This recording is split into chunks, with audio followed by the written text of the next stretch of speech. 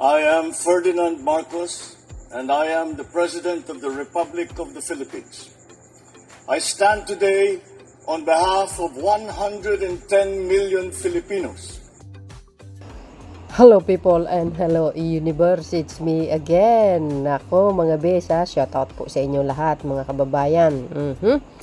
Hello sa mga Marcos loyalists and supporters. Mayroon tayong upload videos update. Nako mga besa, medyo kakaiba si Madam Leni iba ng pag-iisip nito guys alam po natin isa po itong liberal no party at isa pong dilawan ito kakamping at ito pong isa sa mga number 1 katunggali ni Pangulong Marcos Jr. At isa sa pinaka number 1 din na kritiko ni Pangulong Marcos Jr. Well guys, alam po natin anti-Marcos tong mga to. Pero iset aside po natin. Nakikita natin dito mga kababayan. Sabi ko nga tulad kay Senator Ontiveros pagdating po sa kapakanan ng soberenya ng Pilipinas, kapakanan po ng national security, and of course guys, dahil siguro nakikita ni Madam or yung ibang dilaws na maganda naman ang pamumuno ni Pangulong Marcos Jr. at naipaliwanag naman sa madlang people itong economic provision lang, no? Hindi naman whole constitution ng 1987, yung pag-aaminda ng economic provision ito po ay napaka-importante para mas marami pang mag-i-invest dito sa Pilipinas at ito naman guys, malaki ang katulungan niya sa mamamayang Pilipino, no? Let me clear, no? Only economic provision lang ang amendahan ng 1987 Constitution mga kababayan, hindi political provision, okay? So dahil dito guys, ang sinabi ni Madam, ganda ito guys. Kakaiba ngayon kakaiba na Sabi po ng The World Tonight mga besa, basahin po natin para kumpleto rekado, okay? Ang sinabi po dito mga besa, kita nyo ito?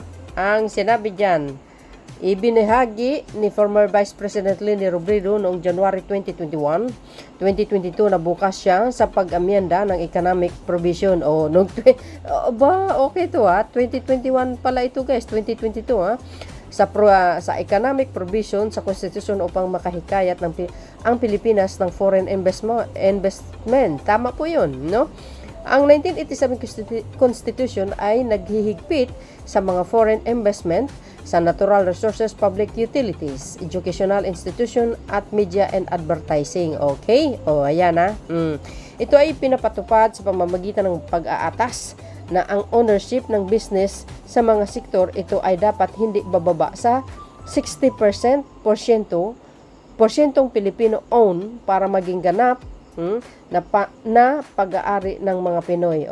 Yan guys nagets nyo? Ayan. Pero dahil dito kay Madam, ay suportado niya po ang economic provision. Ika nga Chacha, Leni Robredo, pabor sa Chacha para makaakit ng investment. Wow. Sabi ko sa inyo guys. Kakaiba na ngayon. Sabi ko sa inyo, di ba?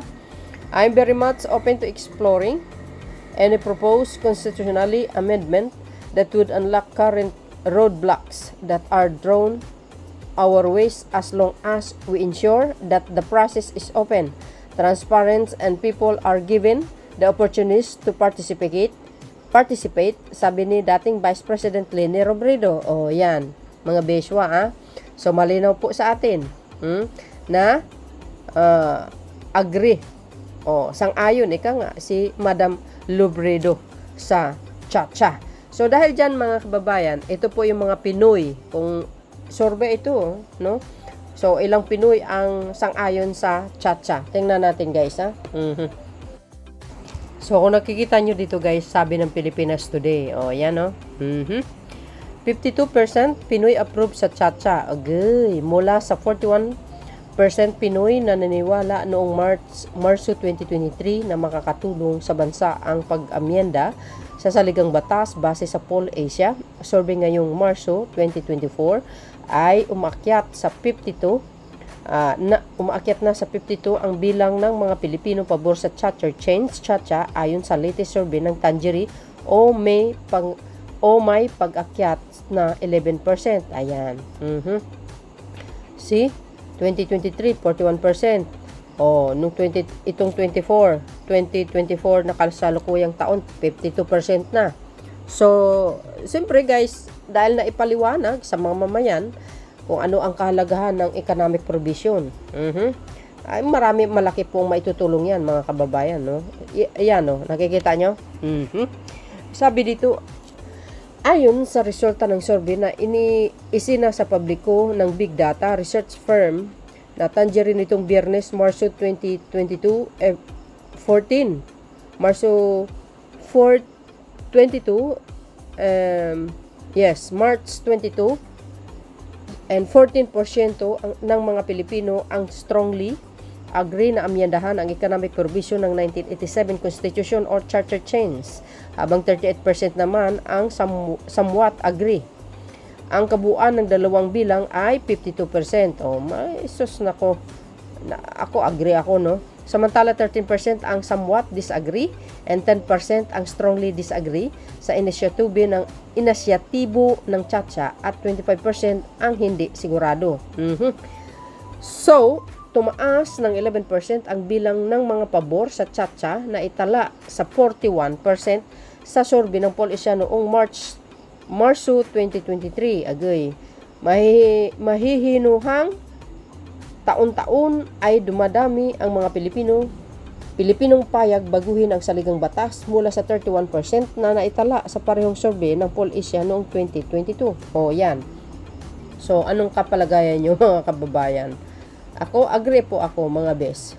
Pero kung tutuusin, dapat na lang, no? Lahat na lang. Yung mga dapat baguhin. Kung ito po ay nakakatulong sa mamamayang Pilipino, why not, di ba? Ako, dumidepende po ako kung ano po ang desisyon ng Pangulong Marcos Jr., doon po ako.